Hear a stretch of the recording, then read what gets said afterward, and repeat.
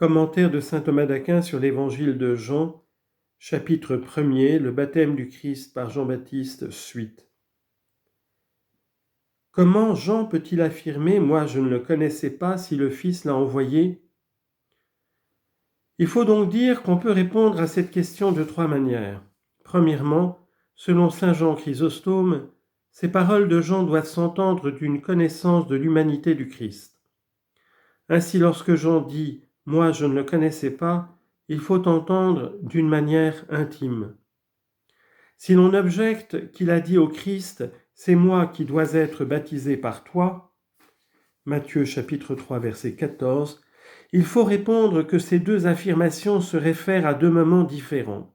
« Moi je ne le connaissais pas » se rapporte à un moment bien antérieur au baptême, alors qu'il n'avait aucune intimité avec le Christ, et « C'est moi qui dois être baptisé par toi » se rapporte au moment où le Christ fut baptisé, quand le Christ lui était déjà intime pour l'avoir fréquemment visité. Selon saint Jérôme, il faut dire que le Christ était le Fils de Dieu et le Sauveur du monde, mais que Jean ignorait que Jésus serait Sauveur du monde par le baptême. Voilà pourquoi il a ajouté ce qu'il ignorait, c'est-à-dire que c'est lui qui baptise dans l'Esprit Saint. Mais il vaut mieux dire avec saint Augustin que Jean sut une chose et en ignora une autre, et qu'il ajoute ce qu'il a ignoré, à savoir que Jésus a gardé pour lui seul le pouvoir de baptiser qu'il pouvait communiquer à ses fidèles. C'est le sens des paroles de Jean, « Celui qui m'a envoyé baptiser dans l'eau m'a dit, celui sur qui tu verras l'Esprit descendre et demeurer, c'est lui, particulièrement et lui seul, qui baptise dans l'Esprit Saint, parce qu'il a gardé pour lui seul ce pouvoir. » Notons cependant que le baptême implique un triple pouvoir. L'un est le pouvoir d'efficience, par lequel le Christ purifie intérieurement l'âme de la tâche du péché. Ce pouvoir, le Christ ne le communique à personne. L'autre pouvoir est celui du ministère, pouvoir qu'il a communiqué aux fidèles. Baptisez toutes les nations au nom du Père et du Fils et du Saint-Esprit.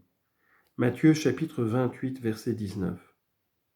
C'est pourquoi les prêtres, comme ministres, ont le pouvoir de baptiser. Quant au Christ en tant qu'homme, il est bien appelé ministre par l'apôtre, Romains chapitre 15, verset 8, mais en réalité, il est le chef de tous les ministres de l'Église. Et comme chef, le Christ possède dans les sacrements un pouvoir singulier et éminent, dont l'éminence se manifeste de quatre manières. Premièrement, dans l'institution des sacrements. En effet, de par leur institution, les sacrements donnent la grâce invisible. Or, il appartient à Dieu seul de donner la grâce, c'est donc au seul vrai Dieu qu'il appartient d'instituer les sacrements. Deuxièmement, dans l'efficacité des mérites du Christ, car c'est des mérites de la passion du Christ que les sacrements tiennent leur puissance. Nous tous qui avons été baptisés dans le Christ Jésus, c'est en sa mort que nous avons été baptisés. Romains chapitre 6, verset 3.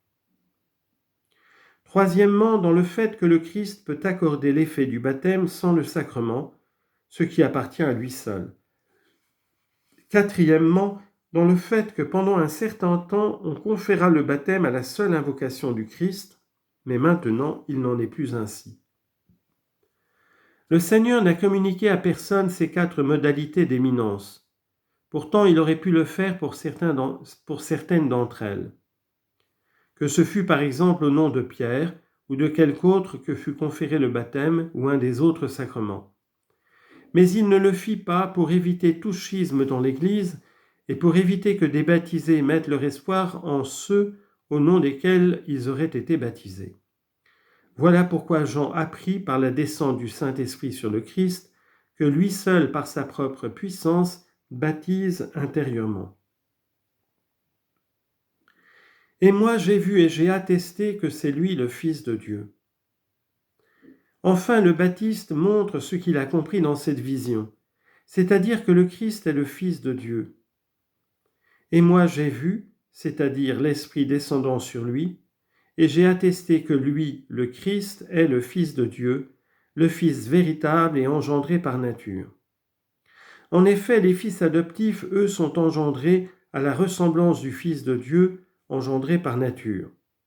Car ceux qu'il a connus d'avance, Dieu les a prédestinés à reproduire l'image de son Fils. Romains chapitre 8, verset 29. Celui-là donc doit faire des fils de Dieu qui baptisent dans l'Esprit Saint par qui sont adoptés les fils. Car vous n'avez pas reçu un esprit de servitude, mais vous avez reçu un esprit d'adoption filiale. Romains chapitre 8, verset 15. Et donc, parce que le Christ est celui qui baptise dans l'Esprit Saint, le baptiste en conclut à juste titre qu'il est véritablement et absolument le Fils de Dieu, afin que nous soyons en son vrai Fils, Jésus-Christ. 1 Jean chapitre 5, verset 20. Mais si d'autres ont vu l'Esprit Saint descendre sur lui, pourquoi n'ont-ils pas cru ? Je réponds qu'ils n'y étaient pas disposés, ou peut-être que Jean-Baptiste fut le seul à qui cette vision fut accordée. Témoignage de Jean-Baptiste aux disciples, vocation de Jean, André et Pierre. Plus haut, l'évangéliste a rapporté le témoignage du Baptiste devant les foules. Maintenant, il parle de son témoignage devant ses disciples. Il commence par exposer le témoignage, puis il en montre le fruit. Le témoignage de Jean. Le lendemain, de nouveau, Jean se tenait là avec 2 de ses disciples. Fixant son regard sur Jésus qui passait, il dit « Voici l'agneau de Dieu ». L'évangéliste décrit d'abord le témoin, puis il montre le mode du témoignage, et enfin, il expose le témoignage lui-même. Le lendemain, de nouveau, Jean se tenait là avec 2 de ses disciples. L'évangéliste décrit ici le témoin. En disant « il se tenait là », il souligne 3 caractères de Jean. En premier lieu, sa manière d'enseigner, qui fut différente de celle du Christ et de ses disciples. Le Christ, en effet, enseignait en parcourant le pays. Aussi, Matthieu dit-il, il parcourait toute la Galilée, enseignant dans leur synagogue. Chapitre 4, verset 23. De même, les apôtres enseignaient en parcourant le monde entier, conformément à l'ordre du Seigneur, allez dans le monde entier prêcher l'Évangile à toute créature. Marc chapitre 16, verset 15. Jean, lui, enseignait en demeurant là. Ce que l'évangéliste souligne en disant que Jean se tenait là dans un seul lieu au-delà du Jourdain, et il prêchait le Christ à tous ceux qui venaient à lui. Si le Christ et ses disciples enseignaient en se déplaçant sans cesse, c'est que la prédication du Christ était accréditée par des miracles. Il parcourait donc divers lieux pour manifester les miracles et la puissance du Christ. La prédication de Jean, elle, ne fut confirmée par aucun miracle. Jean ne fit aucun miracle. Chapitre 10, verset 41. Comme il sera dit plus loin, mais elle fut confirmée par le mérite et la sainteté de sa vie. Aussi se tenait-il dans un seul lieu pour que toutes sortes de gens viennent le trouver et qu'il soit conduit au Christ par sa sainteté. Ajoutons que si Jean, sans faire de miracle, avait couru de tous côtés pour annoncer le Christ, il aurait rendu son témoignage plus difficile à croire, car il aurait semblé agir de manière inopportune et comme de sa propre initiative. En second lieu, l'expression « Jean se tenait » souligne sa fermeté dans la vérité, car Jean ne fut pas un roseau agité par le vent. Matthieu chapitre 11, verset 7. Mais il fut ferme dans la foi selon ses paroles, que celui qui se flatte d'être debout prenne garde de tomber. 1 Corinthiens chapitre 10, verset 12. Et celle-ci, je me tiendrai à mon poste de garde. Habacuc chapitre 2, verset 1. En troisième lieu, remarquons que d'une manière allégorique, se tenir là est la même chose que disparaître. Ainsi on lit au livre des rois, l'huile s'arrêta. 2 Romains chapitre 4 verset 6. Selon la version latine, stetit oleum, c'est-à-dire cessa de couler.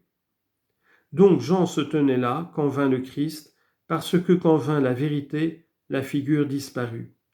Jean se tient là, la loi passe.